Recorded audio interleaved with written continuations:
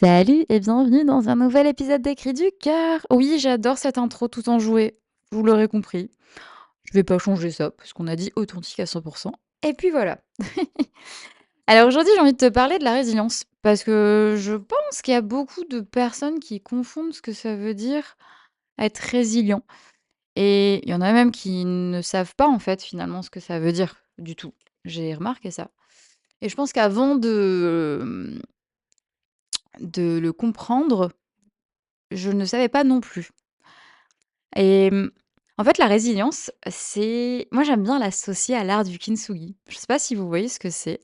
Le kintsugi, c'est, allez, ça va être, bon, une assiette, un bol, un vase, tout ce que vous voulez, qu'on va venir briser et après le recoller avec, de la dorure ou, bah, de toutes les couleurs qu'on veut. En fait, on va revenir coller chaque morceau et après, bah, dessiner dessus et en fait, la résilience, c'est comme le kintsugi, c'est-à-dire qu'en fait, de nos brisures, on en fait une œuvre d'art, quoi.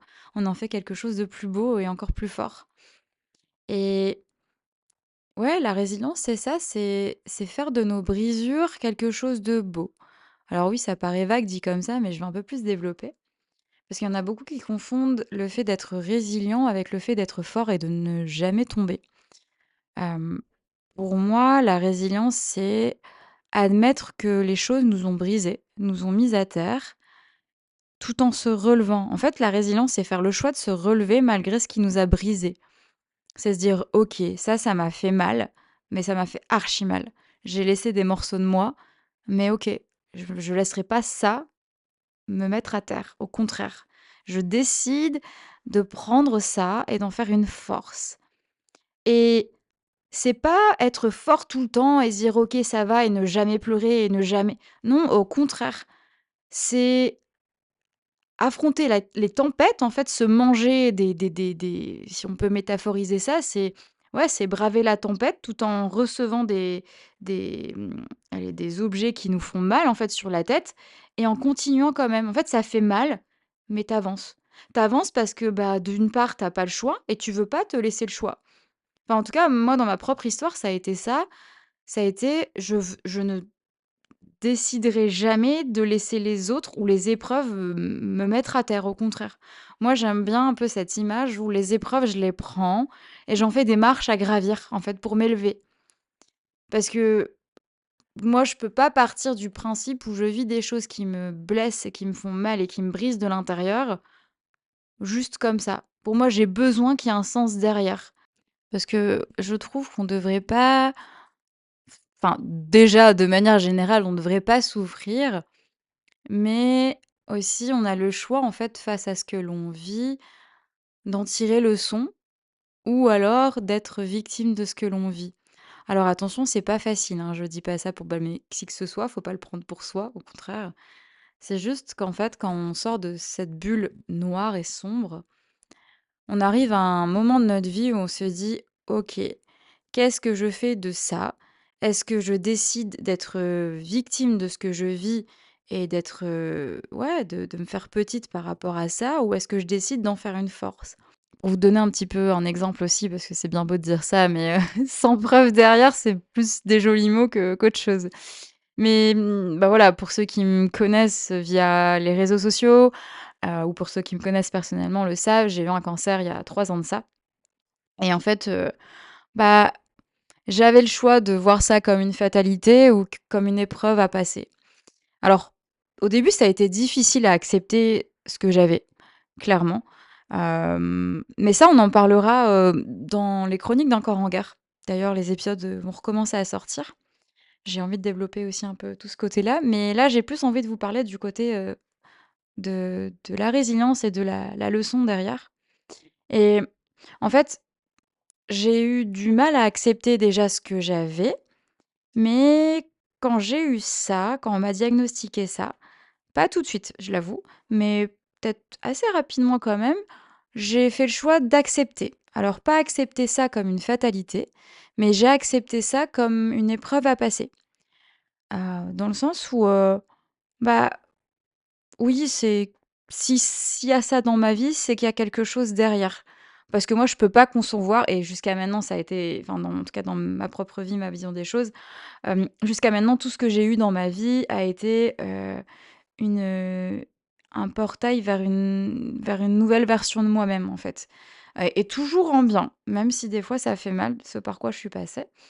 Et quand j'ai eu cette maladie-là, j'ai fait le choix d'être, dans l'acceptation et de voir ça comme une épreuve, disant: «OK, de toute façon, c'est là devant moi, je n'ai pas le choix que d'accepter. Je peux pas aller à contre-courant, c'est là». Mais j'ai décidé, malgré, les tempêtes que tout ce que ça engendrait derrière, de rester debout et d'avancer, tout en me cassant la gueule évidemment comme tout le monde, parce qu'en fait, c'est pas parce que tu continues d'avancer que en fait, tu ne hurles pas de l'intérieur et que tu ne te consumes pas de l'intérieur, clairement, hein, disons-le. Et et du coup, j'ai accepté ça et en fait, heu, ça a été beaucoup, plus facile, en termes, psychologiques, on va dire, parce que j'ai pas vu ça comme une fatalité. Je ne me plaignais pas, en fait, de ce qui m'arrivait. Je rigolais de ma situation. Je suis quelqu'un avec beaucoup d'autodérision, sur ma vie en général. Et et le fait d'avoir vu ça comme quelque chose enfin, une épreuve à passer, ça a complètement changé ma dynamique et ma vision des choses.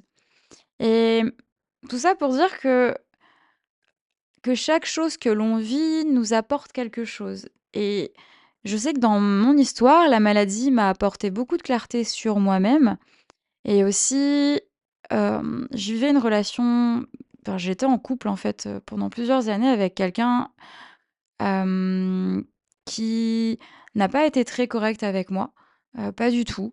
Mais je pense que quand on est enfermé dans une relation toxique, on ne voit pas les choses. Je pense que des fois, il faut s'en éloigner. Et la maladie m'a apporté cet éloignement-là, étant donné que j'étais hospitalisée assez souvent, pendant plusieurs semaines. Et cette personne-là n'a pas du tout été là pour moi durant la maladie.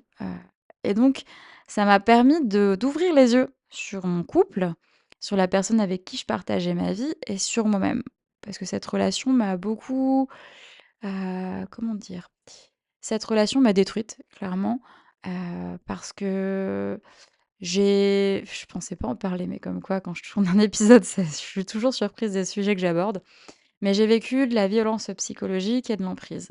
Et du coup, je vivais des violences psychologiques, auxquelles je ne m'en rendais pas compte. Et en fait, cette maladie m'a permis de me rendre compte que, bah, ouais, la relation dans laquelle j'étais, elle était complètement, bah, destructrice. Et en fait, j'ai fait le choix alors j'étais dans les traitements, hein, je sais pas moi-même comment j'ai trouvé le courage de partir de là. J'avais pas du tout fini les traitements, je suis maman de filles et en fait, bah, j'ai décidé de quitter cette personne-là, en ne sachant pas où j'allais aller, ni sachant comment allait, ma santé, même si voilà, ça partait bien, bah, voilà, on n'est jamais sûr et certain dans la maladie. Et et en fait, cette maladie m'a permis de partir de cette relation-là et en toute transparence, je le dis, c'est que si c'était pas la maladie qui m'emportait, je pense que cette relation, elle aurait fini par me tuer, en fait. Pas, je parle pas de violence, physique, hein, mais la violence psychologique, ça tue à petit feu intérieurement, quoi. Et et donc cette maladie m'a beaucoup apporté et ça m'a aussi permis de me rendre compte de la valeur de ma propre vie, en fait, que je comptais, que ma vie comptait et que j'avais des gens, en fait, qui m'aimaient et qui étaient là pour moi. Ça a été c'est assez marrant parce que ça a été des personnes assez surprenantes qui ont été là pour moi, mais qui aujourd'hui ne le sont enfin certaines en tout cas ne font plus partie de ma vie parce que, bah, je pense que quand on vit des choses, on évolue aussi et des fois, bah, il arrive qu'on ne soit plus on ne soit plus aligné en fait avec certaines personnes et c'est OK, ça veut pas dire que c'est négatif. C'est juste que c'est un peu le jeu de la vie et d'autres, personnes arrivent, au cours de notre vie et puis j'aime bien dire aussi cette phrase qui, je trouve, fait beaucoup écho à mon histoire et peut-être à la vôtre aussi, hein, clairement, je parle de moi à titre d'exemple pour appuyer ce que je dis, mais très certainement vous aussi, vous avez, de beaux exemples et de belles expériences, à partager. D'ailleurs, n'hésitez pas, je suis toujours friande de ça. J'aime beaucoup écouter et lire les histoires des autres parce que ça m'inspire énormément et il y a une phrase que j'aime beaucoup et qui est vraie quand tu regardes et que tu prends le temps de voir ton passé, ton présent, c'est ta nouvelle vie te coûtera l'ancienne. Alors ça veut pas dire que qu'elle te coûtera au point de te faire mal, ça veut juste dire que ce que tu pensais être là «pour toujours» entre guillemets, bah, tu te rends compte que, bah, en fait, ce qui est là, des fois, ne te sert plus pour évoluer et ça en va pour des personnes qui ont dû faire partie de ta vie à un moment donné et ont dû la quitter parce que, bah, tu avais besoin d'évoluer autrement. Des fois, des chemins se croisent pour finalement se séparer au bon moment et je sais que des fois, sur le moment, ça fait mal, mais quand tu prends du recul, tu te dis: «OK, mais chaque chose est à sa place d'une certaine manière» et je parle pas de destinée, hein. Je parle juste de dans ton histoire, quand tu regardes ton évolution, bah, des fois, tu peux être surpris par ce que tu découvres. Enfin, moi, j'aime bien introspecter aussi sur, mon passé, mon histoire et quand tu regardes, tu te dis: «Mais waouh!» Tu vois, quand il y a quelque chose qui t'arrive et que cette chose-là, elle arrive pas comme tu le voudrais et que du coup, tu es frustré parce que tu voulais ça maintenant. Je sais pas, ça peut être cette relation, ça peut être ce boulot, ça peut être cette maison et finalement, c'est pas ça et finalement, tu te rends compte que, bah, plus tard, bah, tu as cette nouvelle relation qui arrive dans ta vie et tu dis: «Waouh, mais en fait, encore heureux que ça n'a pas marché avec l'autre personne». Ou tu te dis, «Waouh, mais en fait, la maison que j'avais vue, mais celle que j'ai aujourd'hui, elle est 10 fois mieux». Enfin, en fait, chaque chose j'aime bien cette phrase qui est: «Quand une porte se ferme, une autre s'ouvre» et c'est toujours pour un mieux. Quand tu regardes et c'est un fait, c'est toujours pour un mieux, c'est jamais pour un pire. Et c'est un peu cette évolution de, bah, un peu comme, finalement la résilience et aussi les leçons. C'est que quand tu intègres, bah, tu as chaque chose qui vient et en fait, chaque chose vient avec ta propre évolution finalement, ton propre regard, ta ce que tu es prêt à accepter et moi je trouve ça incroyable, je trouve vraiment ça incroyable. J'ai l'impression d'être très dispersée dans cet épisode-là, je m'en excuse.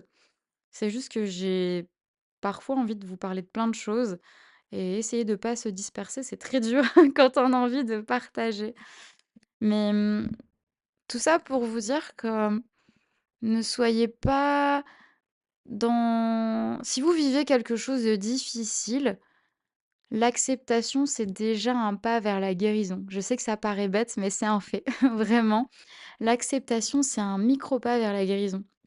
Après, il y a tout ce processus qui vient, derrière, mais l'acceptation, c'est vraiment le premier pas. Et à ceux qui vivent des épreuves difficiles en ce moment, ne luttez pas contre elles. C'est-à-dire, ça veut pas dire enfin si, l'acceptation toujours, mais sachez que après la tempête, il y a toujours le soleil. Même le soleil a des fois besoin de nuages finalement pour briller encore plus. Et c'est ce côté où, oui, ce ce qui vous paraît sombre en ce moment redeviendra lumière parce qu'il y a toujours cette petite lumière qui brille et qui attend. Et juste, ne soyez pas fort tout le temps. Je pense que ça, c'est une erreur que j'ai faite. C'est toujours être forte et m'obliger à ne jamais faiblir, c'est-à-dire ne jamais pleurer, et toujours mettre mes émotions sous le tapis parce que fallait être fort. Alors que non, en fait, les émotions, c'est important et c'est important de savoir ce qu'on ressent à l'intérieur et c'est important, en fait, de juste craquer. On a le droit de craquer et c'est OK et si on n'arrive pas à le faire, bah, ça viendra petit à petit. Mais voilà, juste sachez que ce qui vous brise pas vous rend plus fort et c'est un fait, c'est une vérité malheureusement. Et quand on regarde aussi, je crois que ça va être mon mot de fin, cette phrase-là, c'est réfléchissez au moment de votre vie où vous êtes les plus fiers de vous. Et vous allez voir que c'est souvent après une sombre période. J'espère que cet épisode vous aura plu.